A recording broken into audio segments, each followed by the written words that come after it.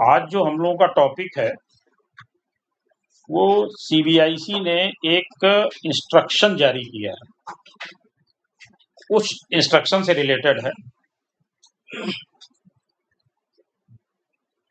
उस इंस्ट्रक्शन के बारे में हम लोग बात करेंगे।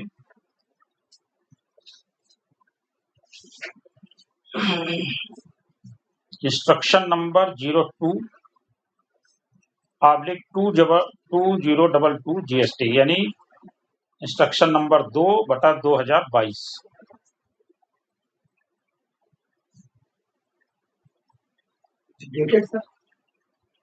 डेटेड है 22 मार्च 2022।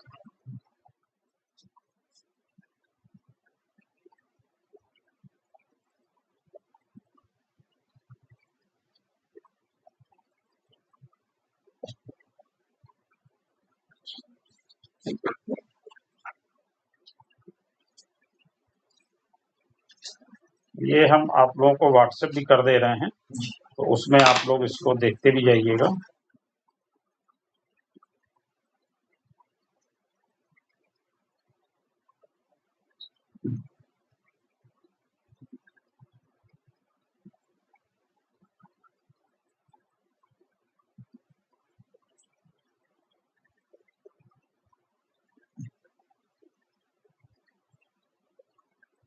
देख लो, जिसके में आ गया हो तो बाकी लोगों को भी व्हाट्सएप कर देना। ग्रुप इनका नंबर मेरे पास नहीं है तो इनको अनुरूप इनको ट्रांसफर कर देना। सर एक ग्रुप बना दीजिए, एक ग्रुप बना दीजिए, सबको ऐड कर दीजिए जितने लोग हैं। अपनी भी इंफॉर्मेशन या कोई भी चीज है उस पर डाल दीजिए। एक इन लोगों का सबका मिला करके एक ग्रुप पढ़ने वाले हैं लोग। हाँ, जितने भी लोग क्लास ज्वाइन कर रहे हैं इन सबका एक ग्रुप अलग।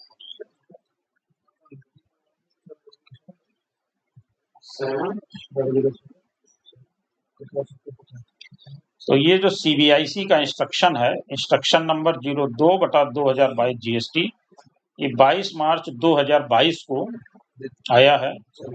और ये जो इंस्ट्रक्शन है ये खास तौर से जारी किए गए हैं जीएसटी डिपार्टमेंट के ऑफिसर्स के लिए। तो जितना ये जीएसटी ऑफिसर्स के काम का है उतना ही ज्यादा काम का टैक्स प्रोफेशनल्स के लिए है और उतना ही अकाउंटेंट्स के लिए भी है। यानी सभी के काम का है। जब हमें ये पता होगा कि जीएसटी डिपार्टमेंट के अधिकारियों को इंस्ट्रक्शन जो मिले हैं वो किस तरह के हैं और वो कैसे काम करेंगे, तभी हम लोग भी ये समझ पाएंगे कि कैसे हमको काम करना है।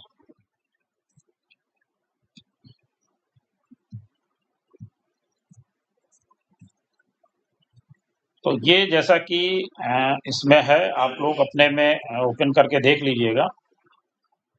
To all the principal chief commissioner oblique chief commissioners oblique principal commissioners oblique commissioners of central tax, यानी किसको बोला जा रहा है?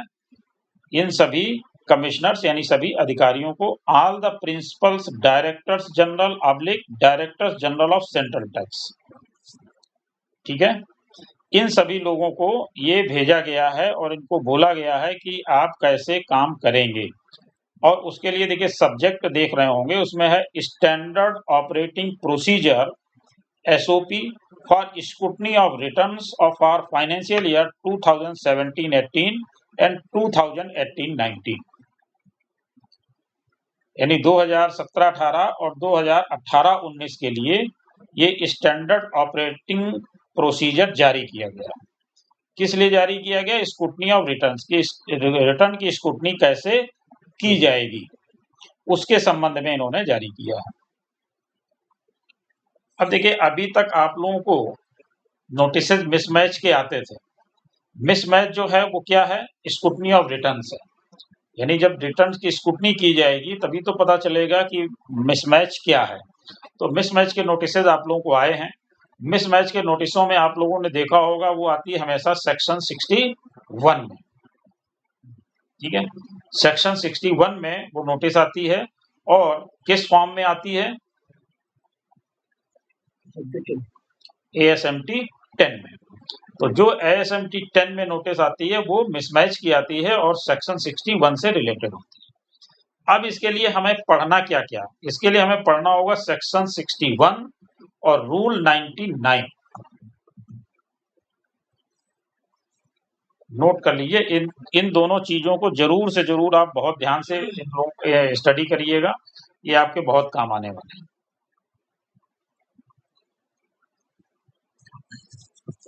मेरे दिमाग में आज एक चीज आज तक नहीं बैठी, मैं शुरुआत में पूछी थी, तो छोटा सा ब्रेक दे दीजिए 1 मिनट का। सेक्शन और रूल क्या है? बिल्कुल, हमने इस पे ऑलरेडी एक वीडियो डाल रखा है जिसमें हमने बताया है कि एक्ट क्या है, रूल्स क्या हैं, तो उसमें कौन सी चीज किसके ऊपर बाइंडिंग्स है। देखिए, सबसे पहले जब कोई हमें एक्ट लाना होता है तो सबसे पहले उसका बनता है एक बिल, ड्राफ्ट बनता है। जब ड्राफ्ट बनता है तो ड्राफ्ट बनने के बाद फिर वो पार्लियामेंट में लाया जाता है। जब पार्लियामेंट में लाया जाता है तब वो बनता है नहीं बिल। जब पार्लियामेंट में आता है तब कहलाता है बिल। जैसे कि अभी आप लोगों ने देखा होगा, हम लोग क्या कहते हैं, फाइनेंस बिल 2022, अभी उसको हम बोलते हैं बिल। बिल के बाद जब बिल पास हो जाता है और उस पे राष्ट्रपति के साइन हो जाते हैं, यानी उनकी एसेंट मिल जाती है, इसके बाद वो बनता है एक्ट। ये तो हो गया आपका एक्ट।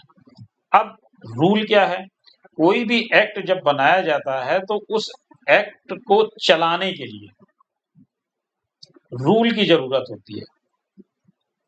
तो रूल क्या है कि वो ये बताता है कि ये जो एक्ट में लिखा हुआ, जो सेक्शन दिए गए हैं, ये काम कैसे करेंगे। जैसे अभी हमने आपको बताया सेक्शन 61 और रूल 99 आपको पढ़ना जरूरी है। यानी सेक्शन 61 आपको बताता है एक्ट के बारे में और कैसे उसको ऑपरेट किया जाएगा, ये बताएगा हमें रूल 99। ठीक। दूसरी इसकी एक विशेष बात है, एक्ट के बियॉन्ड रूल नहीं जा सकता। अगर कोई चीज सेक्शन में नहीं दी गई है तो वो रूल में नहीं लाई जा सकती है। जो सेक्शन में होगा उसी को ऑपरेट करने के लिए, उसी का प्रोसीजर अडॉप्ट करने के लिए रूल बनाया जाता है। तो अगर एक्ट में कोई चीज नहीं है तो रूल में नहीं डाली जा सकती। हम लोगों ने जैसे 36(4) का विरोध किया था, एक्ट परमिशन नहीं दे रहा, आप रूल में कैसे ला सकते हैं। जैसे आपने 3B का विरोध किया था, एक्ट में है नहीं, रूल में आप ला करके इसको कैसे लगा सकते हैं। तो जो चीज एक्ट में है वो रूल में आएगी, जो रूल में केवल आ रही है वो हम मानने से इनकार कर सकते हैं। हम ये कहेंगे कि ये एक्ट परमिशन इसकी नहीं देता है, इसलिए हम हाई कोर्ट, सुप्रीम कोर्ट जो जाते हैं इसीलिए जाते हैं कि ये चीज आपने कैसे लगा दी। तो चूंकि एक्ट में लाने के लिए आपको पार्लियामेंट में रखना पड़ेगा, वहां से पास कराना पड़ेगा, वो इतना आसान काम नहीं होता। रूल तो आपको बनाने हैं, क्योंकि एक्ट में आपको रूल बनाने की परमिशन दी जाती है। जब भी एक्ट बनता है उसमें एक सेक्शन दिया जाएगा जिस सेक्शन के अंतर्गत रूल बनाने की परमिशन होगी। पहले तो पास करा लेते हैं। तो इसलिए आप देखिए कि बजट में बहुत सारे एक्ट में परिवर्तन किए गए हैं, कई सेक्शन चेंज किए गए हैं, खासतौर से आपका ITC। तो अब उस पे आज उसका डे नहीं है, इसलिए हम लोग उस पे चर्चा नहीं करेंगे ज्यादा। लेकिन आप ये मान के चलिए कि एक्ट का वायलेशन रूल नहीं कर सकता है। जो एक्ट कह रहा है हमें उसको फॉलो करना है, रूल्स मात्र प्रोसीजर है। ठीक है। Section 61 of the Central Goods and Service Tax Act 2017, herein under referred to as the CGST Act, read with Rule 99 of the Central Goods and Service Tax Rule 2017, herein after referred to as the CGST rules, provides for scrutiny of returns and related particulars furnished by the registered person till the time a scrutiny module for online scrutiny of return is made available on the CBIC GST application.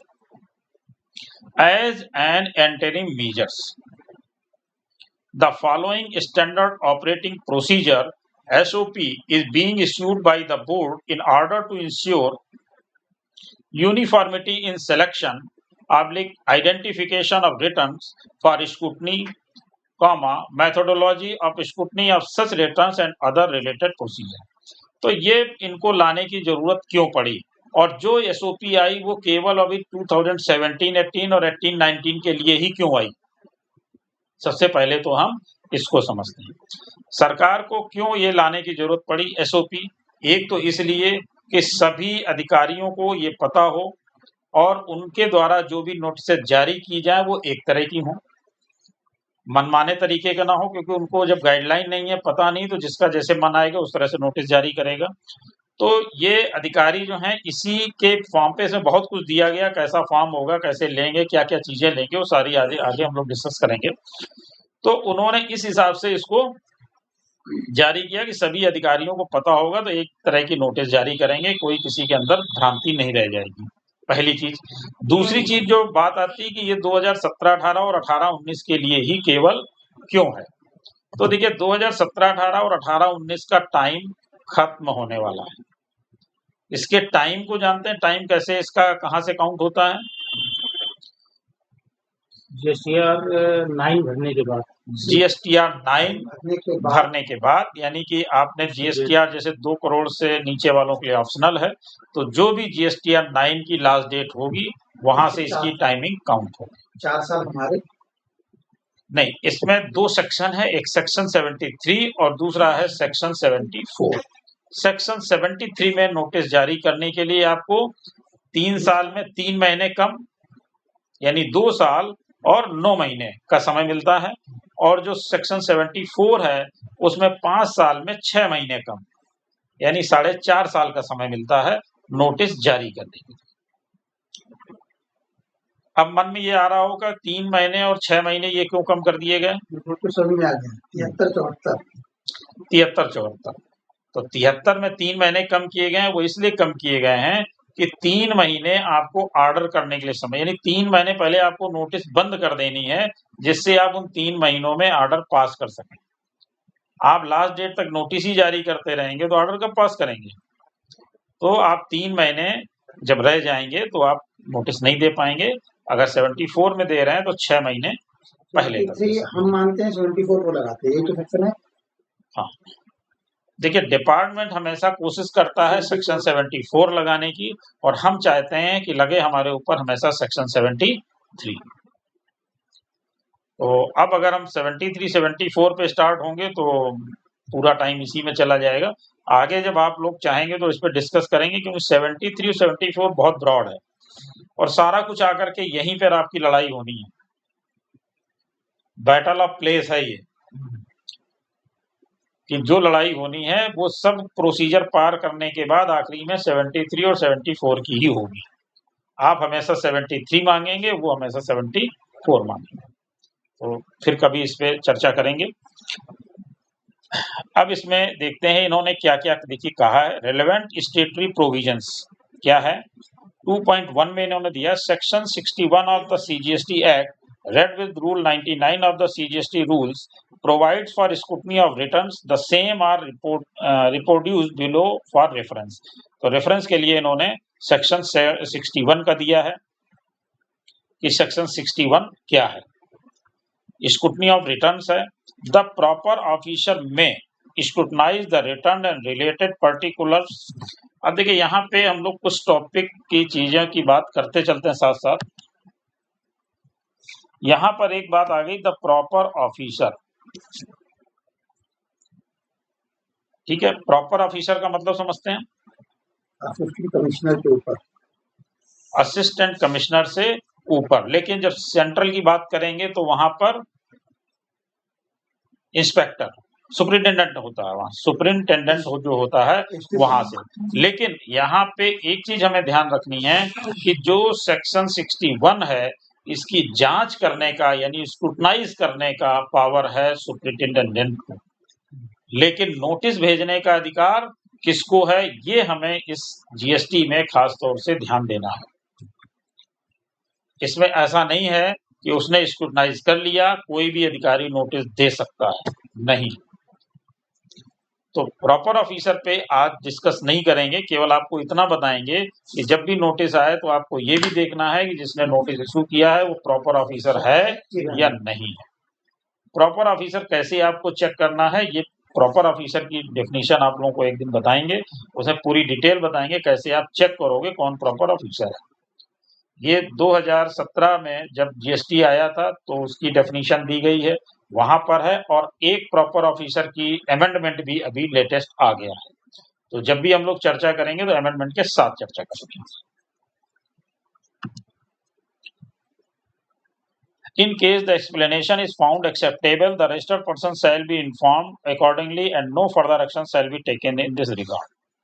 अगर proper officer आपको notice देता है किसी भी discrepancies की, कोई भी अंतर की, कोई भी मिसमैच की, और उसमें कोई भी ऐसी चीज नहीं पाई जाती है, एडवर्स नहीं पाई जाती है, एक्सेप्टेबल है, तो वो केस को वहीं पर ड्रॉप कर देगा। In case no satisfactory explanation is furnished within a period of 30 days. देखिए यहाँ पर एक चीज और महत्वपूर्ण है, वो है 30 डेज। अधिकारी आपको टाइम कितना देगा? 30 दिन का। अब आप वैट के जमाने में ना चलिएगा कि वो एक नोटिस, फिर 2 नोटिस, फिर 3 नोटिस, उसके बाद हम जाएंगे। यहाँ 30 दिन का टाइम फिक्स है, तो इसको आप जरूर ध्यान में रखें। Within a period of 30 days of being informed by the proper officer or such further period as may be permitted by him, or where the registered person after accepting the discrepancies fails to take the corrective measures in his return for the month in which the discrepancy is accepted, the proper officer may initiate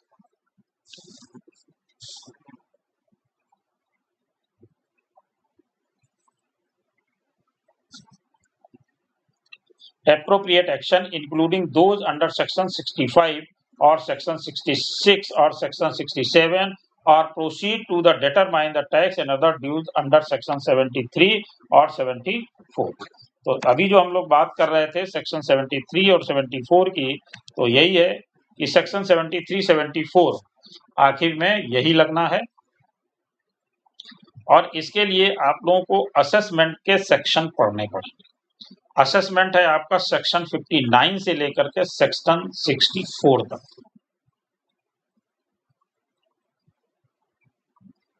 देखिए, जब भी आप section पढ़ेंगे तो section के साथ उसके related rules जरूर पढ़ेंगे। तो जब आप सेक्शन 59 से लेकर के सेक्शन 64 तक पढ़ेंगे तो इसके साथ रूल भी पढ़ेंगे। आप रूल पढ़ेंगे 98 से लेकर के 102 तक, यानी 98 से लेकर के 102 तक।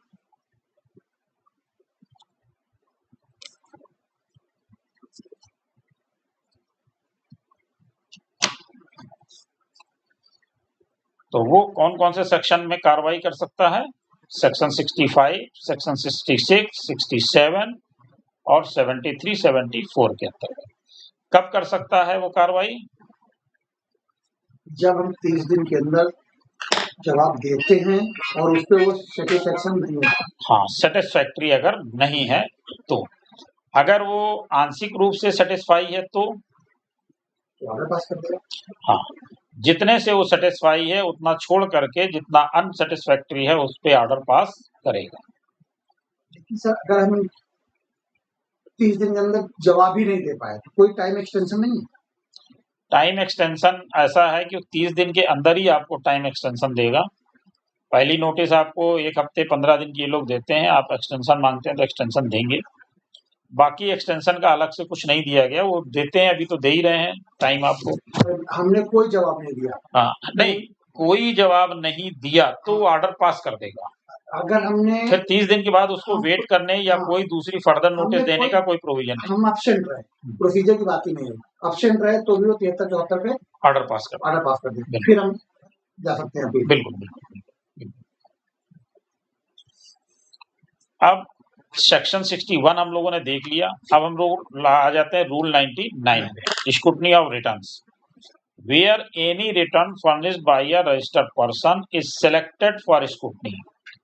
अगर कोई रिटर्न आपका स्क्रूटनी के लिए सेलेक्ट किया जाता है, the proper officer shall scrutinize the same in accordance with the provisions of section 61 with reference to the information available with him, and in case of any discrepancy he shall issue a notice to the said person in form GST ASMT 10। अगर उसको section 61 के अंतर्गत वो करेगा और अगर उसको कोई डिस्क्रिपेंसी मिलती है तो क्या जारी करेगा? ASMT 10 जारी करेगा। Informing him of such discrepancy and seeking his explanation thereto with such time not exceeding 30 days from the date of service of the notice or such further period is may be permitted by him, and also where possible quantifying the amount of tax, interest and any other amount payable in relation to such discrepancy। तो ASMT 10 में वो आपको tax, interest, fees, late fees जो कुछ भी है वो सब क्वांटिफाई करेगा और आपको बताएगा ASMT 10 में कि कितना कितना आपको जमा करना है।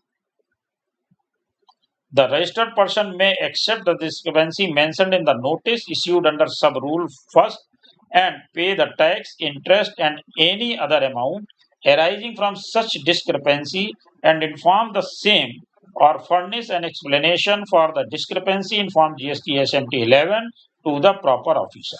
अब जो कुछ भी उसने नोटिस दी आपको ASMT 10 में उसका आपको रिप्लाई करना है ASMT 11 में। तो आप ASMT 11 में जब रिप्लाई करेंगे तो उसके बाद क्या होगा?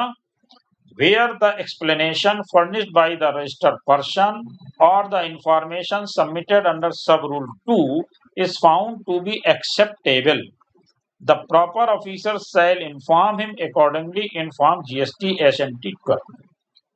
अब अगर वो इसको एक्सेप्ट करता है तो आपको GST ASMT 12 जारी करेगा।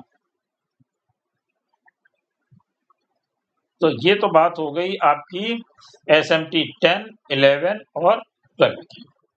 ASMT 10 में आपको नोटिस आएगा, ASMT 11 में आप रिप्लाई देंगे और ASMT 12 में आपको ऑर्डर मिलेगा। इसके बाद देखते हैं क्या ये सजेशन दे रहे हैं। The enforcement provisions suggest that scrutiny of returns inter alia entails the following: selection of returns furnished by a registered person for scrutiny, preferably based on robust risk parameters। अब सबसे बड़ी समस्या ये है कि जो आपने GST रिटर्न फाइल किए, लाखों और करोड़ों की तादाद में फाइल हो गए, तो क्या अधिकारी सभी रिटर्न की जांच कर सकता है? संभव तो नहीं। उसके लिए भी एक इम्पॉसिबल टास्क है। तो इसको कैसे करना है ये भी बताया गया है। सब ब्रह्मांड दे दिए। हाँ बिल्कुल, आर्डर पढ़ लो काम। देखिए जितना ये अधिकारियों के मतलब का है उतना ही टैक्स प्रोफेशनल्स के भी मतलब का है और उतना ही अकाउंटेंट्स के मतलब का है, या यूं कह लें जो भी टैक्स से रिलेटेड लोग हैं सभी के मतलब का है। यानी हम व्यापारियों को छोड़ रहे हैं लेकिन व्यापारियों के भी जानकारी में होना चाहिए, अदरवाइज क्या है वो समय से आपको डॉक्यूमेंट अवेलेबल नहीं करा पाएंगे। इसलिए उनको भी ये जानना बहुत जरूरी है कि ये जो समय मिल रहा है ये समय के बाद हमारे ऊपर क्या क्या कार्रवाई हो सकती है।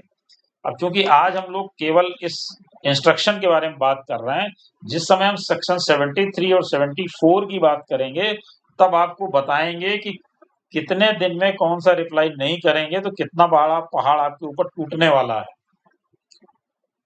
और जब उसको पता चलेगा कि आप इसका रिप्लाई इतने दिन में दे देते तो मेरा इतना फायदा हो जाता, तो कितनी बड़ी समस्या खड़ी होगी। यानी कि आपने 30 दिन की सीमा जैसे ही पार की आपकी मुसीबतों का पहाड़ शुरू हो गया।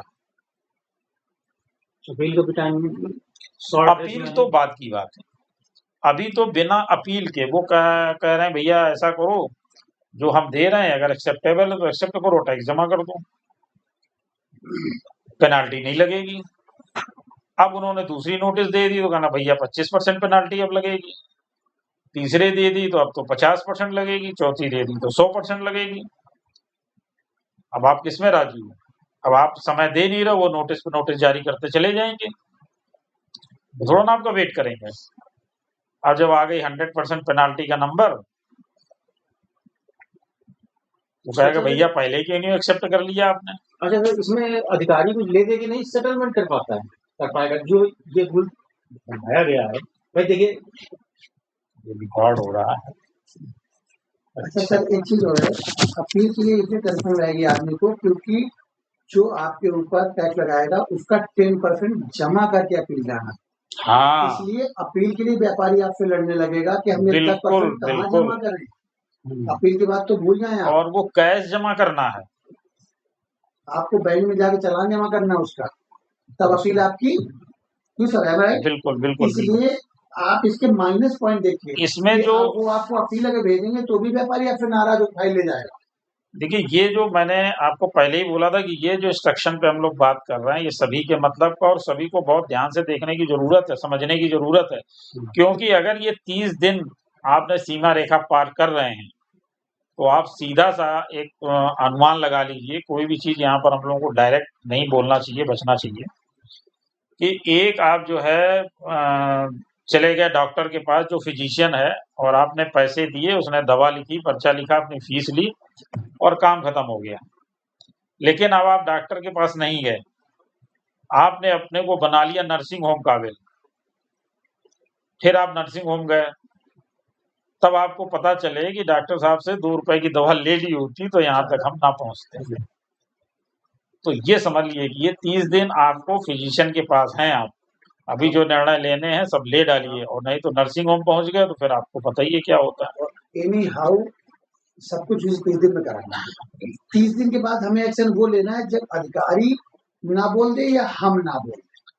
देखिए, इसमें जो गवर्नमेंट की मंशा है वो आप अच्छे से समझ लें। गवर्नमेंट की मंशा है कि अगर आपसे भूल हुई है, एक्सेप्ट करिए, जमा करिए। आपसे भूल हुई है, 10,000 रुपए टैक्स कम जमा हो गया, 10,000 प्लस आप उसका इंटरेस्ट खट से जमा कर दीजिए। आफ्टर जनरेशन ऑफ नोटिस आपका जो टेंशन है वो यहीं से खत्म हो जाएगा, है ना? और अब आप लड़ रहे हैं तो लड़ें तभी जब आप श्योर हों कि लड़ाई हमें जीतनी ही है। नहीं तो आप लड़ाई में अपनी पेनाल्टी और सब कुछ तो बढ़ाते चले जाएंगे ना। तो अगर आप 100% श्योर हैं कि नहीं, अधिकारी की तरफ से नोटिस गलत है, तो आप उसको बिल्कुल फाइट करिए।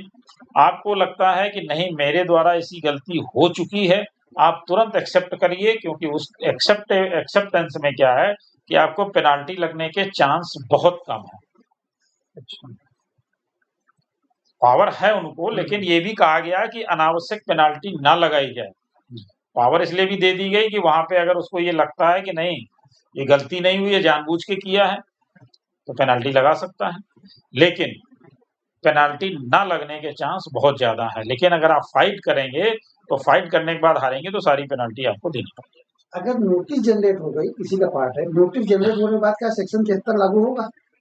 बिल्कुल लागू, नोटिस के बाद ही तो होगा, पहले कैसे होगा? पहले तो 61 में नोटिस जाएगा ना। नहीं, अगर हम खुद अपने सोमोटो जान जाते हैं और जमा करते हैं तो DRC-03 जमा कर देते हैं, बिल्कुल बिल्कुल, उसमें तो कोई मतलब नहीं, कोई नहीं, सेक्शन का इन्वॉल्वेशन भी नहीं है, कोई नहीं, हम सही है अपनी जगह। बिल्कुल। लेकिन अगर नोटिस वो जान देते हैं और हम उसको मान लेते हैं कि दिया, अच्छा, जब वो जो लगाएंगे उसको हम एक्सेप्ट कर लेंगे, वो जो पूरा कहेंगे। अगर हम कहते नहीं इसमें इतना पार्ट हमारा है, इतना पार्ट, तो सेक्शन 73 लागू नहीं होगा। देखिए, जितना पार्ट आप एक्सेप्ट कर लेंगे उसका आप टैक्स और इंटरेस्ट जमा कर देंगे, ठीक है। अब जो पार्ट आप एक्सेप्ट नहीं करेंगे उसके लिए आप फाइट करेंगे। तो जितना आप एक्सेप्ट करके जमा कर देंगे उतना वो ड्रॉप कर देगा, बाकी की नोटिस देगा आपको।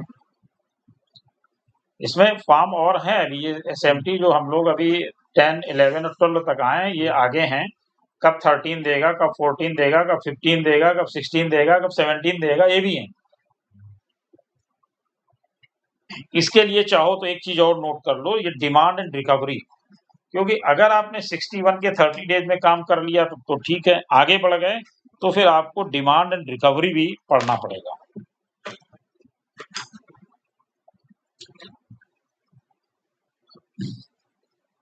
डिमांड एंड रिकवरी जो है आपके सेक्शन 73 से लेकर सेक्शन 74 तक है।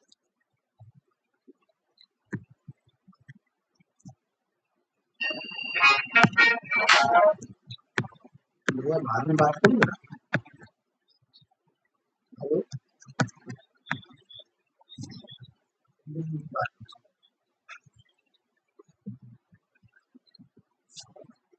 सेक्शन कितने कितने थे सर? 73 ये आपके हैं section demands and recovery section 73 से लेकर के सेक्शन 84 तक। हाँ, अभी हम लोग जो बात कर रहे थे 73 और 74 की बात कर रहे थे, लेकिन जब डिमांड्स में आएंगे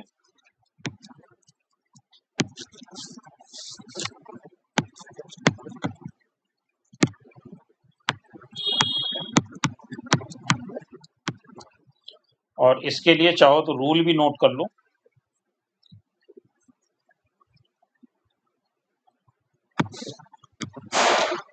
रूल जो है हमारे 142 से लेकर के 161 तक।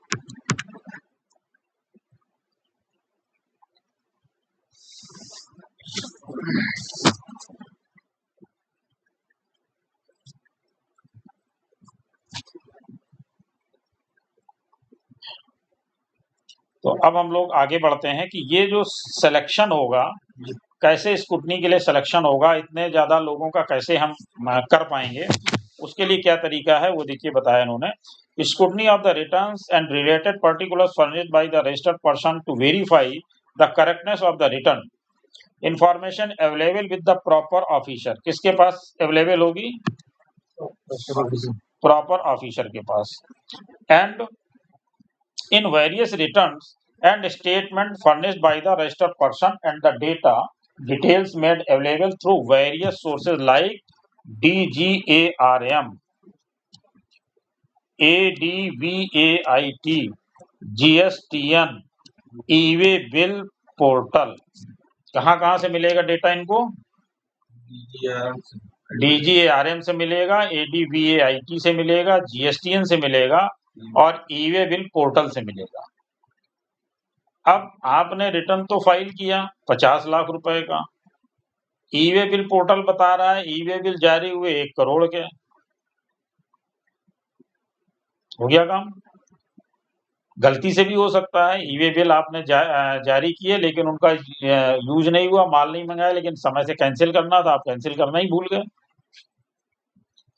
तो इस तरह से जेन्युइन प्रॉब्लम भी हो सकती है और कुछ आपकी टेक्निकल फॉल्ट भी हो सकती है। तो जो कुछ भी है वो आपको क्लैरिफाई तो करना ही पड़ेगा। DGARM क्या है? अभी आगे सब आ रहा।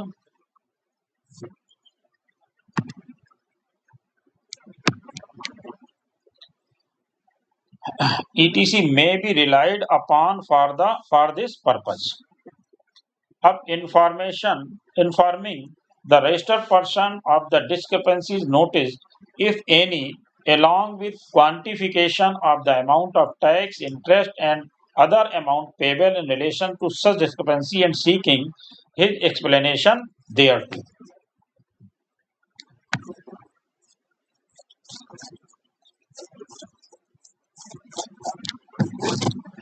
Where the registered person accepts the discrepancies and pays the tax, interest and any other amount arising from such discrepancy, or where the explanation furnished by the registered person is found acceptable, conclude the proceedings after informing the registered person. तो यहाँ तक तो आप लोगों को ये clear हो गया कि जो भी आप एक्सेप्ट करेंगे वहीं पर वो प्रोसीडिंग्स को कंक्लूड कर देगा और आपको इन्फॉर्म कर देगा। ठीक है? Where no satisfactory explanation is furnished by the registered person, or where the registered person, after accepting the discrepancy, fails to pay the tax, interest and any other amount arising from such discrepancy, initiate appropriate action, including those under section 65 or section 66 or section 67, or determination of tax and other dues under section 73 or section 74 of the CGST Act। तो ये हम लोग already चर्चा कर चुके हैं कि section 73, 74 में आकर के वो 65 से लेकर 67 तक कार्रवाई कर सकता है और अंत में उसको डिटरमाइन करने के लिए कहाँ आना पड़ेगा? सेक्शन 73 और 74 में। टैक्स जो डिटरमाइन आपका होगा वो इन्हीं दोनों सेक्शन में होगा। तो अगर हम एक तरीके से देखें तो गवर्नमेंट ने अगर हम इसका लाभ उठाने चाहें तो बहुत अच्छा काम किया। देखिए, कोई भी गलती आपसे हो रही है तो वो छांटेंगे। ये अधिकारियों को एक बड़ा काम दे दिया गया कि आप इसको सर्च करिए, सर्च करने के बाद उसको कंबाइन करिए, कंबाइन करके बाद आप हमको नोटिस जारी करिए, उसमें सब लिखिए कि कितना टैक्स है, किस महीने का है, कितना ब्याज है, कितना उसका लेट फीस है, जो कुछ भी है, कितनी पेनाल्टी है, सारा कुछ वो हमको बना करके देगा, हमें तो खाली एक्सेप्ट ही करना है। और ऐसा भी नहीं है जैसे पहले होता था कि दिया और ऑर्डर पास कर दिया, अब तो पहले आपको इन्फॉर्म कर रहा है, 30 दिन आपको समय दे रहा है कि ये हमने ढूंढा है, अगर आपको इसमें से कोई भी चीज लगती है तो आप समय से बता दीजिए, हम इस प्रोसीडिंग को यहीं पर ड्रॉप कर देते हैं, आपसे तो कुछ नहीं लिया जा रहा है। तो एक अगर हम इसका फायदा उठाना चाहें तो बेस्ट ऑप्शन है। अब सिलेक्शन कैसे करना है, selection of returns for scrutiny. अब ये अधिकारियों को बताया गया है कि कैसे आप सिलेक्शन करेंगे। अब जब हमें पता होगा कि कैसे वो सेलेक्ट करेंगे तो हमारे पास तो अपॉर्चुनिटी है ना। अगर हम ये जानते हैं कि वो कैसे ढूंढेंगे गलतियों को, तो हमें पता है तो हम अपनी गलतियों को ढूंढ के पहले से ही तो सही करके रख सकते हैं कि भाई वो नोटिस देंगे तो हमारे पास समय नहीं होगा, अभी से हम उनका बना के रख लें, जैसे नोटिस आए एक्सेप्ट रिजेक्ट जो भी करना कर लें। दूसरा तरीका ये कि नोटिस का आप इंतजार भी ना करें, DRC 03 आपके पास है, जो है वो एक्सेप्ट करिए, जमा करिए, काम खत्म करिए। अगर वो भी नहीं कर पाए हैं तो आपको एक ऑप्शन फिर से मिल रहा है जिसमें आपसे कोई पेनाल्टी नहीं ली जा रही है।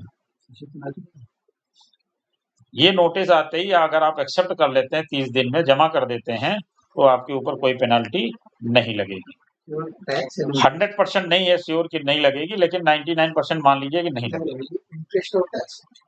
इंटरेस्ट और टैक्स तो आपको देना, इसमें कोई माफी नहीं है। अब इसको देख लेते हैं। Selection of returns for scrutiny is to be based on specific risk parameters. For this purpose the directorate general of analytics and risk management, जो आप पूछ रहे थे DGARM क्या है, ठीक है, अब आपको समझ में आ गया क्या है। इन्होंने अपनी एक विंग बना रखी है जिसका काम है वो एनालिटिक्स तैयार करेगा, रिस्क मैनेजमेंट, कहाँ पे उनको टैक्स का रिस्क दिखाई पड़ रहा है तो वो अलार्म करेगा, रेड करेगा। जैसे अभी आप क्या करते हैं, GSTR 3B फाइल करते हैं, आपने ITC ज्यादा क्लेम की तो क्या करता है, रेड हो जाएगी, रेड हो जाएगी।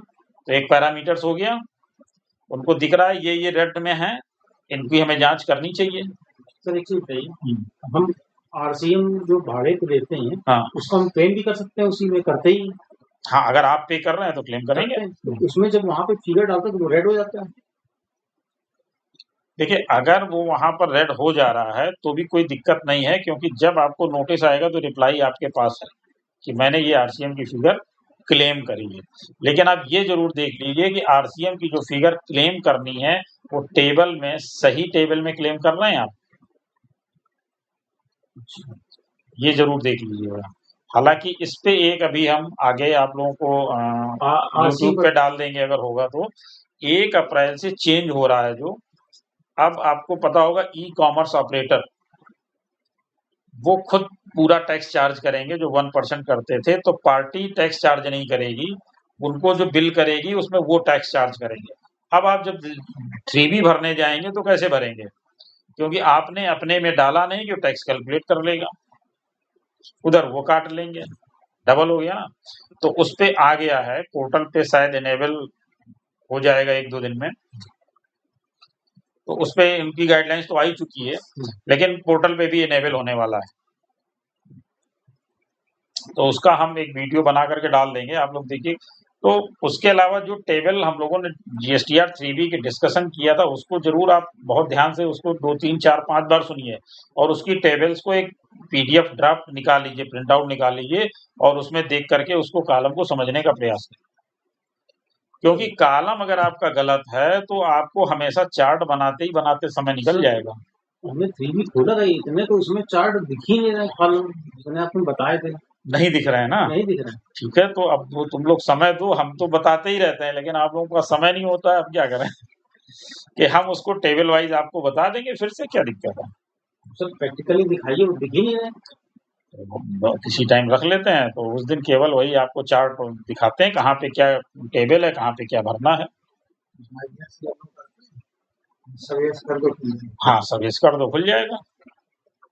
तुम्हारे काम का नहीं होता तो नौकर जाके चले जाते नहीं, दूसरा तरीका मैंने आपको बताया ना कि आप पीडीएफ कॉपी डाउनलोड कर लीजिए, पीडीएफ में सारे कॉलम आएंगे। जीएसटीआर 3B का पीडीएफ फॉर्मेट डाउनलोड कर लो। सिस्टम कंप्यूटेड, सिस्टम कंप्यूटर वाले में तो नहीं आएंगे, आप उससे करो ना गूगल पे, गूगल पे जाके जीएसटीआर 3B का फॉर्मेट डाउनलोड कर लो, उसमें पूरे आ जाएंगे कॉलम। या देख के हम भेज भी देंगे, अगर याद रहा, मेरे दिमाग में रहा तो हम देख करके तुम्हें पूरा पीडीएफ भेज देंगे, तो सब कॉलम बने होंगे, ये भी लिखा होगा किस कॉलम में क्या भरना है। ठीक है, करना आप लोगों को है। तो DGARM आप लोगों को पता लग गया। Has been assigned the task to select the GSTIN registered with central tax authorities whose returns are to be scrutinized and to communicate the same to the field formation from time to time through the DDM portal to the nodal officer of the commissionerate concerned for further action। अब देखिए सरकार ने कितनी तैयारी कर रखी है, आप अपनी तैयारी सोच लीजिए। इन्होंने DGARM बना रखा है, DDM बना रखा है, ये सब क्या कर रहे हैं, डेटा एनालिटिक्स कर रहे हैं और उसमें से उनको रेड करके भेज दे रहे हैं, अलार्मिंग करके भेज दे रहे हैं कि इसको आप देखिए, स्क्रूटनाइज करो इसको। तो इनको तो कुछ करना ही कहाँ है, इनको तो सब कुछ करा करा मिल रहा, किसको देखना है। ऐसे तो ये 500 को देखें, पता लगा 5 मिले, ऐसे तो वो अलार्मिंग आपको भेज ही रहे हैं ना डेटा एनालिटिक्स करके। हमारे यहाँ क्या, एक बार रिटर्न भर दिया गया, उसके बाद तो पलट के देखना ही नहीं। वही पहली बार भर जाए तो बड़ा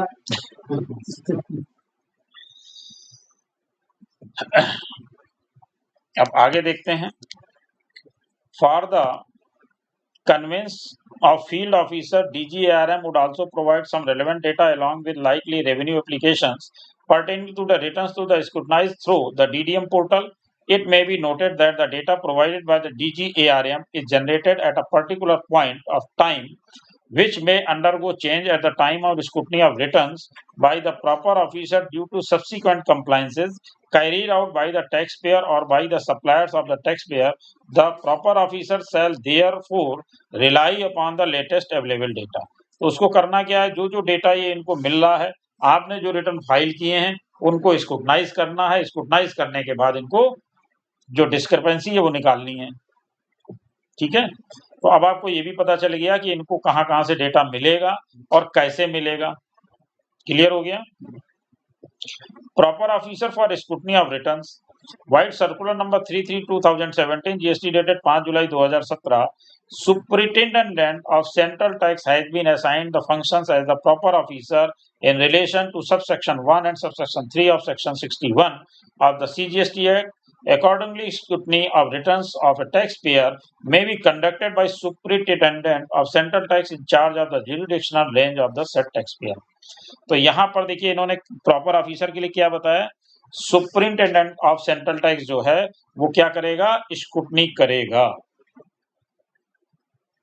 वो उसका प्रॉपर ऑफिसर होगा। किस चीज के लिए, रिटर्न्स को या जो उनको इंफॉर्मेशन मिल रही है उनको स्क्रूटनी करने का। स्क्रूटनी का शेड्यूल क्या होगा, once the list of GSTINs whose returns have been selected for scrutiny, यानी जिनके जिनके रिटर्न स्क्रूटनी के लिए सिलेक्ट कर लिए गए, जो भी जीएसटी नंबर सिलेक्ट कर लिए गए, is communicated to the field formation to the proper officer. Field formation proper officer से मतलब यही है कि जो आपके ये एजेंसीज हैं ये डेटा आपको अवेलेबल करा देंगी, फिर जो आपका प्रॉपर ऑफिसर है वो उस पर नोटिस वगैरह देने का काम करेगा। With the approval of the divisional assistant, deputy commissioner shall finalise a scrutiny schedule.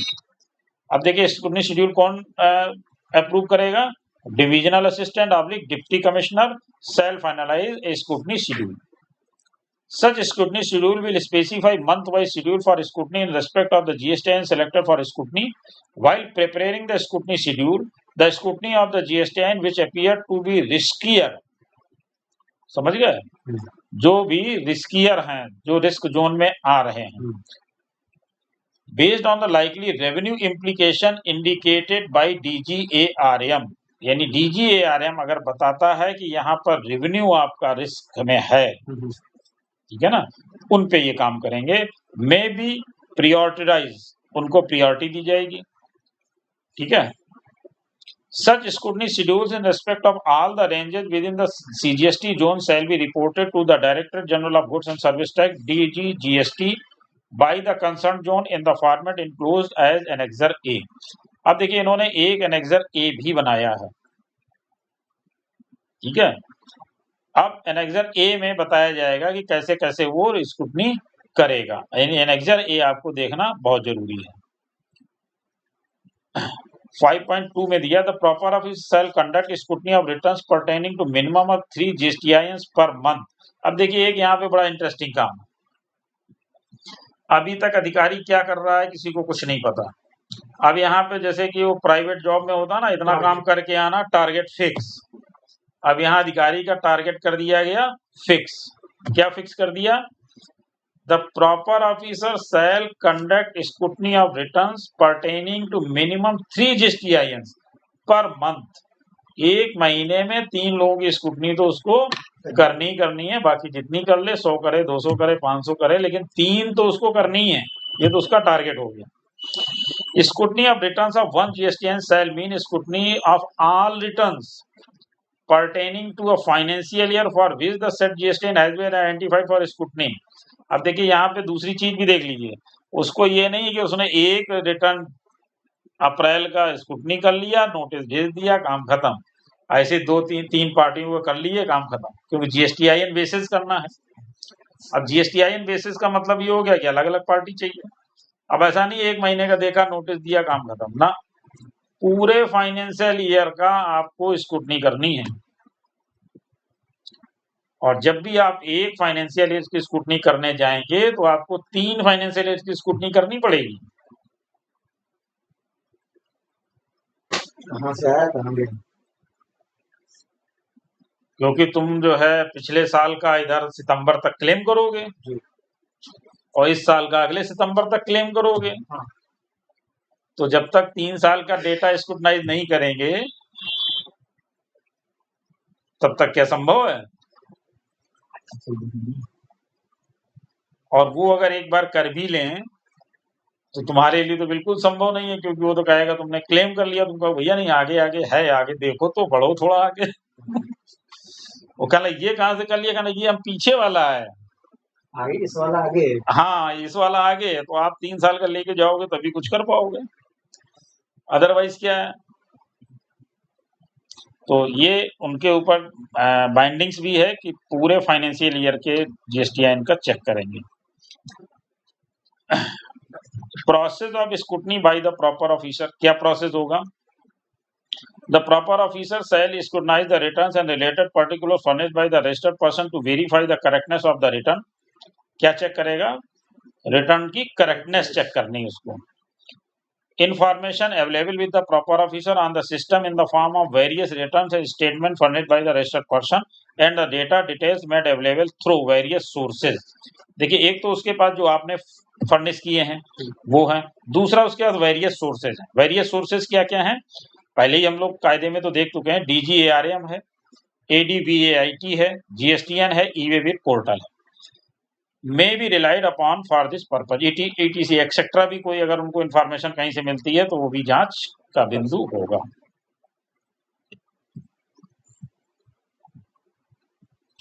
अब देखिए for convince of proper officer and ये देखिए हम स्पीड में इसलिए पढ़ रहे हैं कि ये आपको हमने भेज भी दिया है, आप पढ़ भी सकते हो। जो जो पॉइंट हाईलाइट करना है, डिस्कस करना, वही केवल हम लोग डिस्कस कर रहे हैं।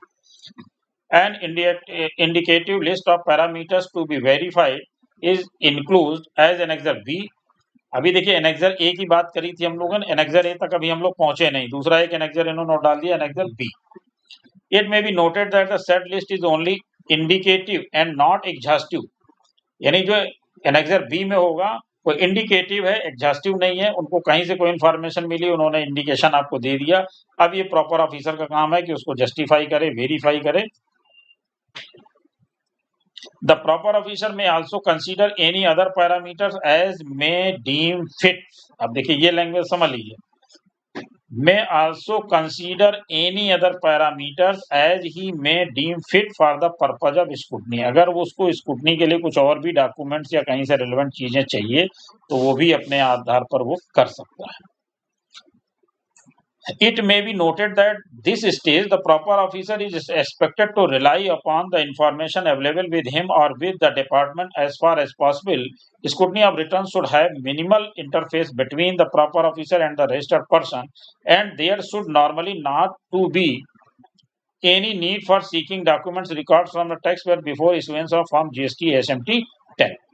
तो उसको ऐसा नहीं है कि जो इन्फॉर्मेशन वहां से दी गई उसी के आधार पर वो काम कर ले ना, उसको खुद भी उस पे जो है विश्वास करना है, उन चीजों को एनालाइज करना है, उसके बाद ही SMT 10 जारी करना। ऐसा नहीं कि वहां से आपने भेजा हमने भेज दिया हमारा काम खत्म, तो ऐसा नहीं है। वो कह रहे हैं हमारा बहुत मिनिमम पार्ट है, हम केवल आपको इन्फॉर्म कर रहे हैं, आपका काम उसको चेक करिए। यानी ये GST ऑफिसर्स के लिए है कि आप प्रॉपर तरीके से चेक करिए, केवल यही नहीं कि जो मिला और हमने भेज दिया, उस पर आपको भी विश्वास होना चाहिए तब भेजिए। The proper officer shall issue a notice to the registered person in Form GST SMT 10 informing him of the discrepancies notice and seeking his explanation thereto. While issuing such notice, the proper officer may, as far as possible, quantify the amount of tax, interest, and any other amount payable in relation to such discrepancies. It may also be ensured that the discrepancies so communicated may, as far as possible, be specific in nature and not vague or general. मतलब ऐसा नहीं कि हमने रफली टफली और कर दिया जो भी समझ में आया, एक अनुमान लगाया और भेज दिया, वो नहीं, आपको उसको प्रॉपरली शो करना है। माना जाए क्यों मान लिया जाए कि नहीं चलेगा? नहीं नहीं नहीं, बिल्कुल नहीं चलेगा। जितना देखिए वो चलाएंगे वो अलग बात है, लेकिन आप अपोज करें, वो तो चलाने की कोशिश करके इतनी मेहनत आपको लगता है कि GST ऑफिसर्स करेंगे उनके करने कि सबको जो मत करके मक्खन निकाल करके तुमको देंगे कि लो खा लो। इनके अगर इतनी मेहनत करने के बाद फिर अपने लिए तो काम हल्का हो गया। हाँ, तो इसीलिए तो इनको कहा गया कि इतना काम आपको करना है, जनरली नहीं, बिना इंफॉर्मेशन के नहीं, बिना रिलाई करे नहीं। ये सब इंस्ट्रक्शन इनको दिए गए हैं कि आप इन चीजों पे विश्वास करने के बाद ही SMT 10 जारी करेंगे, है ना। तो इनके ऊपर तो है, लेकिन ये क्या करेंगे, ये तो जब नोटिस आएगी तब तुम्हें पता चलेगा ना। तो फिर तुम्हें तो पता होना चाहिए कि इनको ये करना, तभी तो उनसे आप बहस कर पाएंगे कि सर आपको ये स्पेसिफिक देना चाहिए था, आपने तो हमें जनरली दे दिया। तो आपके पास ये है ना point. There may be cases where the registered person may already have made additional payment of tax, cess, etc. after filing of the return for the relevant tax period through Form GST DRC 03. The payment thus made through Form GST DRC 03 may also be taken into consideration while communicating discrepancies to the taxpayer in Form GST SMT 10. यहाँ पर यह भी कह दिया गया कि अगर उसने DRC 03 के माध्यम से टैक्स जमा कर दिया है तो आप उसकी भी जांच करें, उसके बाद SMT 10 जारी करें। ये नहीं क्योंकि वो तो कहीं दिखता नहीं है, आपने जो आपको लगा कि गलती हो गई, आपने DRC 03 के माध्यम से जमा कर दिया, अब उन्होंने उसको तो देखा नहीं, सीधे SMT 10 ये लो पकड़ो। तो उनके ऊपर क्या है कि आपको ये भी देखना है, ऐसा नहीं कि बस धुआंधार जारी लास्ट डेट कर दी एक्सपायरी। लेकिन आप अपने लिए जरूर सतर्क रहो, उनका ना देखो। तो सीधे लेके व्यापारी पास में ले जाओ, पहले हाँ, खुद पढ़ो समझो क्या मांगना है। और एक चीज, अगर वो मेहनत करेंगे इतनी सारी और नोटिस बनाएंगे तो फिर वो जल्दी पीछे भी नहीं हटेंगे। कैसे हटेंगे भाई, अगर उन्होंने मेहनत करके बनाया है। मानना ना मानना उन्हीं पे, वो तो DRC 03 वो सॉरी सेक्शन 73 74 ऑर्डर तो पास कर ही देंगे। आपका काम है कि आप उनसे भी ऑर्डर अपने पक्ष पे पास कराएं। भाई वो तो चाहते हैं आप 30 दिन ना हो, हम 74 में भेज दें। जैसे आपके पास कोई साइड है, मेहनत करेंगे लिखा हुआ, जब वो मेहनत करके कुछ लाएंगे तो वो आपकी बात मानते हैं नहीं मानते, ये भी बहुत बड़ा सवाल है। नहीं भाई, जब आप स्पष्टीकरण दोगे तो किसका स्पष्टीकरण सही है, डिपेंड तो उस पे करेगा ना। अगर आप स्पष्टीकरण नहीं दे पा रहे हो, अब उसने कहा ITC अलाउ नहीं करते, ओरिजिनल बिल चाहिए, अब आप दीजिए ओरिजिनल बिल। अब आप कह रहे हो उसने तो पोर्टल में डाल दिया, हमने उठा करके अगर वो इतनी मेहनत करेंगे तो आप कितनी मेहनत करनी है, ये आप डिपेंड करें। अब पता लगा कि उसने 50,000 से ऊपर का बिल जारी किया, ई-वे बिल बनाया ही नहीं है। एक मुसीबत और 1 अप्रैल से, अब आप जिससे माल ले रहे हैं अगर उस 20 करोड़ से ऊपर का व्यापारी है तो उसको ई इनवॉइस करना है। अब अगर उसने ई इनवॉइस नहीं करी है तो वो तो एंट्री डालेगा, 2B में दिखेगी, तुम क्लेम भी कर लोगे, लेकिन बाद में क्या होगा, रिजेक्ट हो जाएगी। तो कौन देखेगा? ये कैसे पता चलेगा 20 ये करोड़? व्यापारी कहाँ देखता है कि जो है वो ये उसमें है और कौन सा बिल दे रहा है, कौन सा बिल हमें नहीं दे रहा है। नहीं सर, ये उसने कैसे- उठाया तुमको दिया, तुमने उठाया फीड कर दिया, काम खत्म। ये कैसे देखेंगे कि वो 20 करोड़ से ऊपर के व्यापारी हैं? वो देखने का प्रोसीजर है इसमें। अच्छा, वो आप देख सकते हो, देखना पड़ेगा, लेकिन अब यहाँ लोग जीएसटी नंबर तो देखते नहीं है, सही है कि गलत है। अच्छा, नहीं समझ पाई बात। वो बीफ जिसको हम बेच रहे हैं वो नहीं, बीफ- बेचने से हमें मतलब नहीं, हम- जिससे हम खरीद रहे हैं, हाँ, अगर उसका टर्नओवर 20 करोड़ से ऊपर है तो वो हमें इनवाइस देगा। ये उसकी प्रॉब्लम है ना, सेलर की। यदि हम बेचते नहीं, हैं सेलर की प्रॉब्लम क्यों, हमारी प्रॉब्लम आईटीसी तो हमें लेनी है। उसने हमको मैनुअल बिल दे दिया, इनवाइस नहीं जारी की, क्या आईटीसी आपको मिल जाएगी? नहीं मिले फिर तो अब हम कैसे पता लगाने के लिए कितना टर्नओवर भेजने? सही बात कही है। ये तो आपकी ड्यूटी में शामिल है ना, पता लगाओ, उसका जीएसटी नंबर डाल के देखो कितना टर्नओवर है उसका। ऊपर क्या जाता है? ऊपर मेरा ख्याल है आ जाता, नहीं तो पार्टी से पूछो। पार्टी से पूछो तो नहीं तो पार्टी से पूछो, उसमें पिछला लास्ट टर्नओवर आ जाता है ना। वैसे टर्नओवर मेरा ख्याल है दिखेगा इसमें, आप दिखाएंगे दिखाएंगे, इसमें दिखेगा। अब वो जीएसटीआर 3B, अगर उसने जीएसटीआर 1 फाइल किया, 3B नहीं फाइल किया, तो आईटीसी कहाँ मिलेगी? आईटीसी दिखती है, उसमें लिखा होता है नॉट एलिजिबल। अब अगर आप उसमें यस और नो आता है, उसको देखते हैं, नहीं देखते हैं? तो नहीं देखते हैं, तो उसमें अगर नो लिखा है तो आईटीसी आपको मिलेगी नहीं। अब होगा क्या, मान लीजिए वो 3 महीने बाद मिलनी है, ठीक है, आपने आज उसको क्लेम कर रखा, उसके यहाँ तो रेट बता रहा होगा, नोटिस तो बन गई। अच्छा, नोटिस बन गई, नोटिस बनने के बाद तुमने जवाब दे दिया। अब अगर सब कुछ सही था, गलती आपकी थी, तो उसमें कितना पैसा कमाओगे?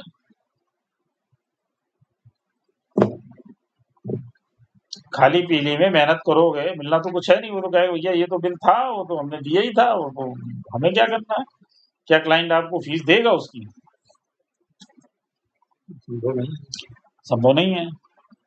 तो अगर फीस नहीं ले पाते हैं तो हम कैसे चलेंगे, ऑफिस कैसे चलेगा भाई? खर्चे तो अपने बंद नहीं हो जाएंगे, आपको काम तो करना ही पड़ेगा, ये सब जांच करोगे, समय तो लगेगा ही।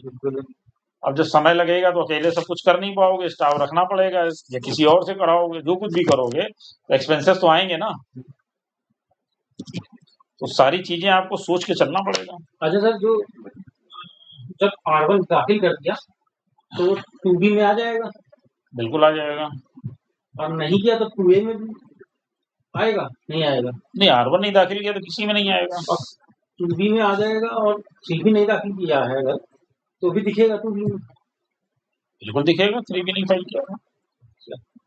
उसी में यस या नो दिखता है? हाँ। साइड में इसी में यस में दिखता। भैया देखा आपने? नहीं, पूरा सवाल ही नहीं समझता। हमने जीएसटीआर 1 दाखिल किया, नहीं, देखिए ये है कि जैसे आप जिससे आप माल खरीदते हैं, उसने जीएसटीआर 1 फाइल कर दिया, लेकिन अपना 3B फाइल नहीं किया।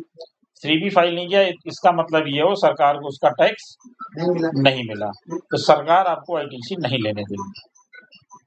जैसे कि हम लोग ये समझते हैं कि 2A में आ गया, 2B में आ गया तो आईटीसी हम क्लेम करेंगे, लेकिन इसमें तो लिखा हुआ है कि आप तभी क्लेम करेंगे। देखिए, आपको बार-बार आपने पढ़ा होगा, सुना भी होगा कि जब तक वो अपना टैक्स नहीं जमा कर देगा, तब तक आपको आईटीसी नहीं मिलेगी। ठीक है, आप ये सोच रहे होंगे कि वो टैक्स जमा कर रहा है कि नहीं कर रहा, हमें कहाँ पता। तो पता है 2B में लिख के आता है यस और नो। अच्छा सर, एक चीज ये बताइए, सपोज हमने मार्च चल रहा, फरवरी महीने का 11 तारीख तक उसने अपना R1 दाखिल कर दिया। हाँ, ठीक है। इसके बाद में 14 से हमको दिखने लगा, हाँ। 14 से 20 के बीच में हमको रिटर्न फाइल करना है। हाँ। उसी पीरियड में हमको टैक्स भी जमा करना है। हाँ। तो ये कैसे दिखाएगा भाई उसने जमा किया है 20 तक की नहीं किया है अपना जीएसटीआर 3B? जी बिल्कुल, वो तो है ही प्रॉब्लम हमारे सामने। यही प्रॉब्लम है सर। और एक प्रॉब्लम जब आप कह रहे हो कि आपको आईटीसी 2B से लेना है, तो ये भी खत्म हो गया। तो आप सीधे का मतलब है रिफ्लेक्ट कर देंगे ले नहीं, आप देखिए आपको करना क्या है, जो कानून कह रहा है वो तो असंभव चीजें मांग रहा है, लेकिन आपको देखना ये है कि हमारे पास ओरिजिनल बिल आ गया, हमारे पास उसका माल आ गया और 2B में दिखने लग गया, तो आप इंटाइटल तो हो गए। अगर आपका जेन्युइन बिल है तो आप इंटाइटल तो हैं ही। अब बात आती है कि वो जो डिफरेंसेस दिख रहे हैं वो एक नोटिस का कारण बनता है। वो बनेगा अभी जो हम लोगों की बात हो रही वो हो रही नोटिस का कारण बनने की। नोटिस के कारण बहुत सारे बनेंगे। अगर वो इस तरह से इसका एनालिसिस नहीं करेंगे तो आपने मान लीजिए IGST पे माल आपका आता है, कलकत्ता से माल आना 1 हफ्ते बाद आ रहा है, वहां से 30 तारीख को बिल चला, उसने 30 को दिखा दिया, आपके यहाँ 10 तारीख को, आप दिखाओगे 10 को। इस महीने में ITC आप क्लेम नहीं करोगे, उसकी ITC उठा करके करोगे दूसरे महीने में क्लेम। उनके हिसाब से 2B में आ रही होगी कम, आप क्लेम कर रहे होगे ज्यादा, वहां क्या होगा, रेड हो जाएगा। ठीक है ना? तो ये उनको भी स्क्रूटनाइज करना पड़ेगा कि ये जो अंतर आ रहा वो क्यों आ रहा। अगर वो इस चीज को स्क्रूटनाइज नहीं करेंगे तो हर एक को नोटिस बनेगा। ये कैसे पॉसिबल है? नहीं इनकेस अगर वहां से 30 को चला, हमने इसी महीने में 2B में दिखा, हमने क्लेम कर लिया, वो सभी लोग कर भी यही रहे हैं, लेकिन वो तरीका गलत है। तो इस पे भी नोटिस बनेगी क्या सर? बिल्कुल बनेगी। आप क्योंकि आपने वैट और सेंटेक्स नहीं पढ़ा ना, इसलिए आप पढ़े नहीं, माल पहुंचता और माल जब तक आपके दरवाजे मतलब आपके यहाँ पहुंच नहीं जाएगा तब तक आप ITC क्लेम नहीं कर सकते। ठीक है और एक चीज समझिए, जैसे कि कुछ चीजें सीक्वेंस में चलती हैं। मान लीजिए एक कोई मशीन है जो 10 पार्ट में आ रही है, पहला पार्ट आपके आ गया अप्रैल में और जो 10वां पार्ट है वो पहुंच पाया जून में, ITC कब क्लेम करोगे? बिल तो उसने अप्रैल में ही दे दिया क्योंकि पैसा तो उसको पूरा लेना है आपसे, जून तो कब क्लेम करोगे? जून में जाएगा। जून में, जब लास्ट आखिरी आपके पास आ जाएगी। जब तक आखिरी कंपोनेंट नहीं आ जाएगा आप ITC क्लेम अच्छा नहीं सर, एक करोगे। क्वेश्चन है आपने, अब जैसे 10 पार्ट में पूरी मशीन गई, हाँ, ठीक, 10 पार्ट में गई, तो बिल तो एक ही बनेगा ना, तो क्या वो डिलीवरी चालान पे जाएगा? बिल्कुल उसके साथ चालान बनेंगे। और अगर स्टेट पार हो रहा है तब कुछ भी हो रहा हो तो मान्य है, बिल्कुल मान वैलिड है। बिल्कुल ईवे बिल बनेंगे, ईवे बिल में काम नहीं होता डिलीवरी चार्ज ईवे बिल बनेंगे आपके such अलग अलग, other documents like as a such other documents e-way bill अलग अलग बनेंगे आपके। 10 बनेंगे। अच्छा, मतलब ईवे बिल बना के डिलीवरी चालान से माल भेज दे। जाता ही रहेगा। कल को मान लो कि कई जगह होता है एक्सेप्ट रिजेक्ट पैसा ना पूछो, तो आप वहाँ चालान से माल देखते हैं, जब वो एक्सेप्ट हो जाता है बाद में मिल जाता है, बाद में मिल जाएगा। बिल में मेंशन जरूर होता है चालान का। मेरे साथ चलो आगे आए क्योंकि टाइम बहुत निकलता जा रहा। हम लोग थे, हाँ, 6.5 The registered person may accept the discrepancy mentioned in the notice issued in Form GST SMT 10 and pay the tax, interest and other amount arising from such discrepancies from GSTR DRC 03 and inform the same, or may furnish an explanation for the discrepancy in Form GST SMT 11 to the proper officer within the time period prescribed under Rule 99 of the CGST rule। अब यहाँ पे एक चीज ध्यान दीजिए, ASMT 10 जारी हुआ, आप जमा पैसा किससे करोगे? DRC 03 से ही करोगे। SMT 11 में पैसा तो जमा नहीं होगा, तो जब आप SMT 11 जारी करोगे तो DRC 03 से जो पैसा आपने जमा किया उसका पूरा एक्सप्लेनेशन इसके साथ फर्निश करोगे SMT 11 में। हम क्यों करेंगे? SMT 11 तो वो दे रहा है। वो 10 देगा। अच्छा सॉरी, हम ऊपर बात हो चुकी है। 10 वो देगा, 11 हम देंगे, देन 12 यस ठीक है। Inform GST SMT 11 to the proper officer within the time period prescribed under Rule 99 of the CGST rules। और ये कब देना है? Within time period, where the explanation furnished by the registered person of or the information submitted in respect of acceptance of discrepancy and payment of dues is found to be acceptable by the proper officer, he shall conclude the proceedings by informing the registered person in Form GST SMT 12। तो वो आपको SMT 12 में inform करेगा कि भैया आपका हम accept करते हैं और प्रोसीडिंग को वहीं से ड्रॉप कर देगा। In case no satisfactory explanation, अब सेटिस्फैक्टरी नहीं है तब क्या करेगा? Is furnished by the registered person in form GST SMT 11 within a period of 30 days of being informed by the proper officer of such further period as may be permitted by him, or where the registered person, after accepting the discrepancies, fails to pay the tax, interest and any other amount arising from such discrepancies, the proper officer may proceed to determine the tax and other dues under section 73 और section 74. अब तुमने accept तो कर लिया लेकिन जमा कुछ नहीं किया, तब क्या होगा? पेनाल्टी। तब वो डिमांड एंड प्रोसीडिंग में चला जाएगा, जो आपको बताया था सेक्शन 73 से 74 में, 73-74 में कर देगा उसको। आपको आगे नोटिस वोटिस देने का कोई काम नहीं है। Needless to mention for proceeding under section 73 और section 74 monetary limit as specified in circular number 31/05/2018 GST dated 9 February 2018 shall be adhere to. अब देखिए यहाँ पर क्या प्रॉपर ऑफिसर की बात आएगी, सेक्शन 73-74 में कौन करेगा, तो इसमें एक मॉनेटरी लिमिट फिक्स की गई थी जो 10 लाख रुपए सीजीएसटी, 10 लाख रुपए एसजीएसटी में थी और 20 लाख रुपए आईजीएसटी में थी। इसके ऊपर जैसे जैसे अधिकारी जाएंगे उनका है वो आगे हम लोग कभी डिस्कस करेंगे।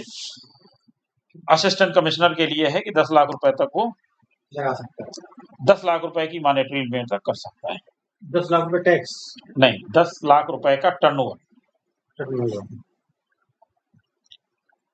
मतलब जो इसमें फिक्स किया जा रहा है वो। However, if the proper officer is of the opinion that the matter needs to be pursued further through audit or investigation to determine the correct liability of the said registered person, देखिए अब उनके पास वो एजेंसियों की बात आगे आप कर चुके हैं कि कहाँ से इंफॉर्मेशन मिलेगी और क्या क्या होगा। उसके बाद दूसरी बात आ जाइए, अब अगर इनको लगता है कि इसमें फर्दर ऑडिट की जरूरत है या इन्वेस्टिगेशन की जरूरत है, हम नहीं डिटरमाइन कर पा रहे हैं, ठीक है, तो वो ऑडिट के लिए भी भेज सकता है विदाउट इंफॉर्मेशन। हैं? विदाउट इंफॉर्मेशन नहीं, इन्फॉर्म करेगा लेकिन ऑडिट को भेजेगा और ऑडिट करने के बाद उसकी फीस भी आपको ही देनी है। अच्छा, ये ध्यान रहे भाई, सीए से ऑडिट कराएगा ना। अच्छा सीए और इन्वेस्टिगेशन के लिए भेज सकता है, जाइए इनकी जांच करके आइए, फिजिकल स्टॉक देखिए या जो कुछ भी वो देखना चाहता है वो देख करके इन्वेस्टिगेट करके आइए। To determine the correct liability of the said registered person, then he may refer the matter to the jurisdictional principal commissioner / commissioner through the divisional assistant deputy commissioner for the decision where the matter needs to be referred to audit commissionerate or anti-evasion wing। ठीक है, audit commissionerate के लिए anti evasion wing को भी भेज सकता है। तो उनके पास तो पूरी व्यवस्था है, हमें नहीं समझ में आ रहा, नहीं कैलकुलेट कर पा रहे हैं तो उनको डिप्यूट कर देंगे, तुम कैलकुलेट करके सब बताओ। और नहीं भी उसमें भी ऑडिट में भी नहीं समझ में आ रहा तो इन्वेस्टिगेशन के लिए भेज सकते हैं, नहीं है तो फिर एंटी इवेजन वाले भेजो, छापा मारो, पकड़ के लाओ, जो कुछ भी करना सब करो। अब आगे आइए, time lines for scrutiny of returns. Scrutiny of returns to be conducted in a time-bound manner so that necessary action to be safeguard revenue may be taken up expeditiously in the regards the following timelines may be observed by all concerned। तो इसमें वही है, DGARM से जो मिल रही है from time to time ये भेजते रहेंगे आपको क्या चीजें हैं। With in the 3 working days of receipt of the list from DGARM, तो नोडल ऑफिसर आपको जब उनसे इंफॉर्मेशन मिलेगी 3 वर्किंग डेज में आपके पास भेज देगा। विद इन 7 डेज में आपको इसको नोडल ऑफिसर को इन्फॉर्म करना है। Any finalisation of scrutiny schedule with the approval of the concern assistant deputy commissioner, sharing the scrutiny schedule by the zone with DGST, तो ये सब आपस में इन्फॉर्म करते रहेंगे एक दूसरे को और उसका टाइमलाइन है कि इतने इतने दिन में आपको इसको एक्सेप्ट करना है। Issuance of notice by the proper officer for intimating discrepancies in form GST SMT 10 where required, मतलब जो इन्फॉर्मेशन आ रही है उसमें अगर रिक्वायर्ड है तभी GST SMT 10 आपको भेजना है, अदरवाइज जारी नहीं करना है, ये अधिकारियों के लिए है।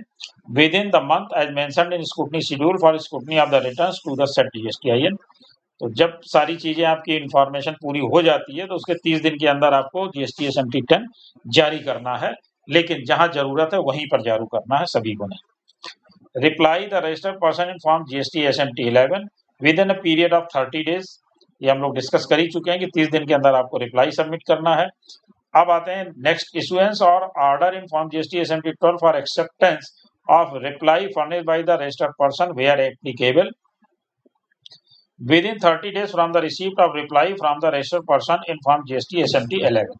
यानी ये एक आपके लिए बहुत ध्यान देने की बात है कि जीएसटी का SMT 11 जब आप रिप्लाई यानी सबमिट कर देंगे 11 में, तो 12 में उसको 30 दिन के अंदर उसको एक्सेप्ट या रिजेक्ट करना है। अभी आपने देखा होगा कि जितनी भी नोटिसेज आई हैं उसमें कोई एक्शन नहीं हुआ, 6-6 महीने हो गए, कोई एक्शन नहीं हुआ। तो अब आगे आप ये मान के चलिए कि बहुत तेज काम होगा। अब इनको इंस्ट्रक्शन आ गए हैं कि 30 दिन के अंदर आपको उसको एक्सेप्ट या रिजेक्ट भी करना है। सर अगर 4 नोटिसें आ जाएंगी, हाँ। तो 10 व्यापारी है, मिनिमम बात कर रहा हूँ, वैसे कभी छोटे हैं, तो अगर उनमें 10 की नोटिस आ गई तो 30 दिन कवर नहीं कर पाएंगे, अगर डाटा पहले तैयार नहीं है। देखिए डेटा तैयार नहीं है, सबसे बड़ी बात तो ये है कि आपका क्लाइंट तो तैयार हो, वो तो 30 दिन पार करने के बाद 30वें दिन आके खड़ा होता है, ये नोटिस है। चले जाएंगे, समझ रहे हैं। और उसके बाद वो चाहता है सब दुनिया का काम छोड़ दो, रात दिन जुट करके हमारा पहले जो है कल जवाब हर हाल में सबमिट हो जाना चाहिए। तो वो आदत सुधारनी पड़ेगी, अदरवाइज आप काम कर कैसे पाएंगे। सही बात है। Intimation of appropriate action for determination of the tax and other dues under section 73 or section 74 in case where no reply is furnished by the registered person within a period। अभी ये क्वेश्चन आप लोगों ने पूछा था, पूछा था ना, उसका जवाब लीजिए। Within a period of 15 days after completion of the period of 30 days of issuance of notice in form GST SMT 10 or such further period as permitted by the proper officer।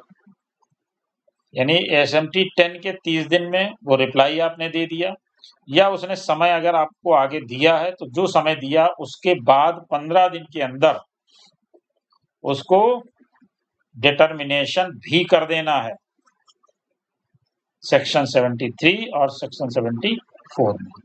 यानी आप टाइम देखिए कितने जल्दी भागेगा।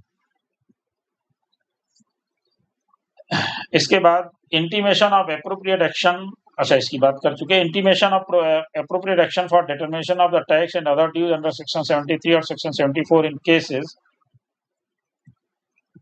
where reply is furnished by the registered person but the same is not found acceptable by the proper officer।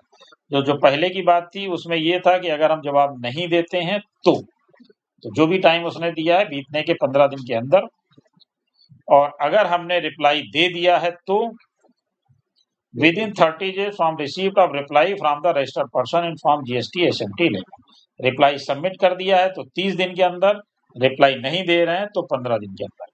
Sir यहाँ पर confusion है, within 30 days from receipt of reply, not a notice.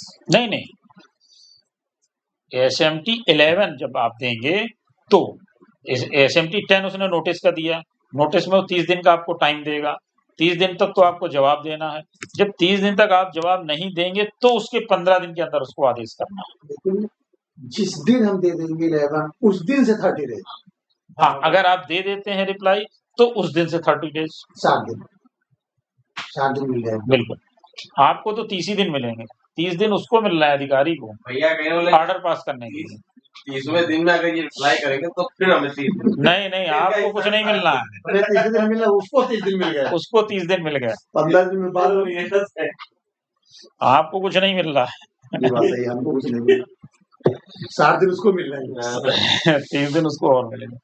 Reference if any to the commissioner for decision regarding appropriate action under section 65, 66 or 67 within 30 days from the receipt of the reply from the registered person in form GST SMT 11 or within a period of 45 days of issuance of form GST SMT 10 in case no explanation is furnished by the registered person। तो timing वही होगी। Same चीज।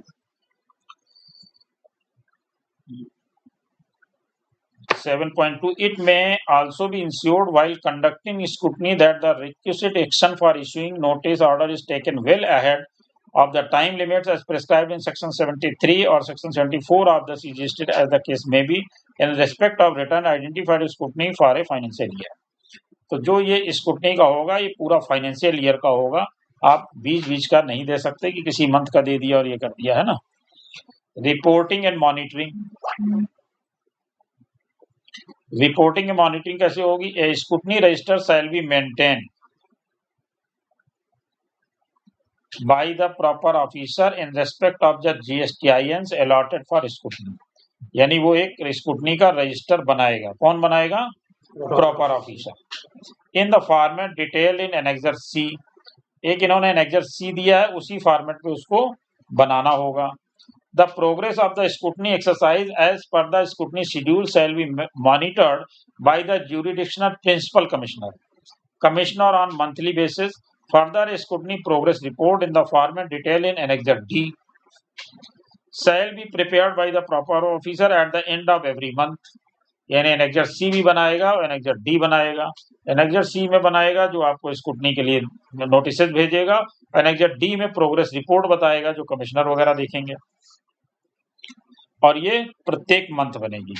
The monthly scrutiny progress report for each commissionerate of the CGST zone shall be compiled for each month and forwarded to the Director General of Goods and Service Tax (DG GST) by the Principal Chief Commissioner of the concerned zone by 10th day of the succeeding month। यानी हर महीने के अगले महीने में 10 तारीख तक ये complete करके उनको चेक कराएंगे। The DGST is returned would present the progress report to the board through the GST policy wing by the 20th day of the corresponding month। इसके बाद till the time scrutiny module is made available on the CBIC GST application /AIO for CBIC officers, the aforesaid interim procedure for scrutiny of returns may be conducted on manual basis। Any communication with the taxpayer for the purpose of scrutiny shall be made with the use of DIN as per the guidelines mentioned in the circular number इतना dated 5 November 2019। यानी DIN number इनको coat करना प्रत्येक पे जरूरी है।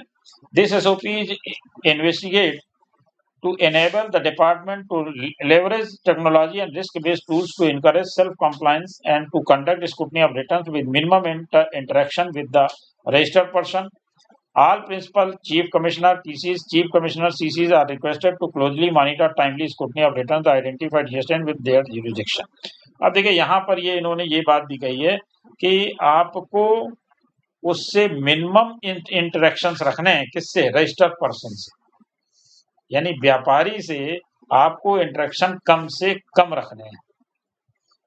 और आगे भी वहां पे शायद डिस्कशन में छूट गया है, वहां पर भी इन्होंने एक चीज बोली थी कि जब आप ASMT 10 जारी करेंगे उसके पहले आप इंटरेक्शन करने से बचेंगे, क्योंकि अगर आप पहले ही व्यापारी से सब कुछ मांग लेंगे, जैसा कि कई जगह हम लोगों को भी देखने में आया है कि लेटर इशू कर दिया आपने कि आपके ये कमियां पाई जा रही हैं, ASMT 10 आपने जारी नहीं किया अभी, तो उन्होंने कहा नहीं, ASMT 10 जब तक जारी ना कर दें तब तक उससे कोई बातचीत करने की आपको जरूरत नहीं है, आप उससे मिलने में बचें। वही चीज यहाँ पर भी कही जा रही है कि उससे क्लोजली ना हो, मिनिमल इंटरेक्शन करें। Difficulties, if any, in implementation of these instructions may be informed to the board GST CBEC @gov.in। तो ये इतना इन्होंने इंस्ट्रक्शन इनको दिए हैं। इसके बाद फिर दिए हैं एनेक्जर। तो एनेक्जर हम समझते हैं डिस्कशन की जरूरत नहीं है, क्योंकि एनेक्जर में तो वही दिया है कि क्या क्या आपको रखना है और कैसे इसको फिलअप करना है। पैरामीटर्स क्या दिए हैं, पैरामीटर्स पे जरूर हमें चर्चा थोड़ी सी करनी चाहिए, लेकिन समय हमें परमिट नहीं कर रहा है। कल कर दीजिए सुबह। तो अगर आप चाहें तो कल, क्योंकि ये थोड़ा सा जरूरी है कि कौन से, देखिए इसमें जो हम लोग हमने आपको बात बोली थी कि GSTR 3B में जो टेबल वाइज हमने बात करी थी वो सारी की सारी इसमें आपकी आ गई है कि कौन सी टेबल में क्या क्या चीजें आपको चेक करनी है, कौन सी टेबल में क्या क्या होना चाहिए। अच्छा रहेगा अगर हम लोग अगर पढ़ लें। हाँ, तो इसको अगर आप लोग पढ़ लें तो कल इसको डिस्कशन में ले लेते हैं, क्योंकि ये एक जरूरी है और ये आपको खुद ही समझ में आ जाएगा कि टेबल पढ़नी कितनी जरूरी है। देखिए इसमें जो भी दिया है सारा कुछ टेबल वाइज दिया है, ठीक है ना, कि कौन सी टेबल में क्या चीज बनना। टेबल नंबर 4 A का 2, टेबल नंबर 4 A का 3 दिख रहा ना आप लोगों को। तो ये जब तक आपको नहीं पता होगा टेबल नंबर 4A में क्या है, 2 में क्या है, 3 में क्या है, तब तक ये चीजें समझ नहीं आएंगी। तो एनेक्सर बी जो है ये हम लोगों को डिस्कशन करना है, ये हम लोगों के मतलब का है। और जो एनेक्सर सी है उसमें बहुत ज्यादा नहीं है, क्योंकि ये तो डिपार्टमेंट को अपना रखना है कि किससे हमको चीजें करनी है, उनके मतलब का है, हम लोगों के मतलब का कम है। और मंथली स्क्रूटनी प्रोग्रेस रिपोर्ट जो एनेक्सर डी है वो भी उनको उच्च अधिकारियों को चेक करानी है, उनको रिपोर्ट देनी है, उससे रिलेटेड है, उससे भी हम लोगों का कोई ज्यादा लेना देना नहीं है। हम लोगों का केवल जो है ये एनेक्सर अगर हम लोग इस पे पैरामीटर्स का देख पाए तो मेरा ख्याल है ये और हो जाए तो अच्छा है। Indicative list of parameters for scrutiny, ये जो है आपका थोड़ा सा चैप्टर रह रहा है क्योंकि 8 बज गया है। मेरा ख्याल है कल मॉर्निंग में जब करते हैं तो इसको ले लेते हैं, और बाकी चीजें जो है वो इनकम टैक्स का जो बोल रहा हूँ वो थोड़ा सा कवर कर लेते हैं इसी के साथ। इसको हो जाएगा थोड़ा थोड़ा, बाकी उसको तो मोटा मोटा बता देंगे जिसके लिए हाँ। रखे बस केवल पेनाल्टी भी नहीं, मोटा मोटा ये है कि ये रिटर्न जो रह गए हैं ये बिल्कुल। आप जमा कर दीजिए, फिर रिवाइज नहीं कर पाएंगे। तो इसको आज यहीं पे समाप्त करते हैं।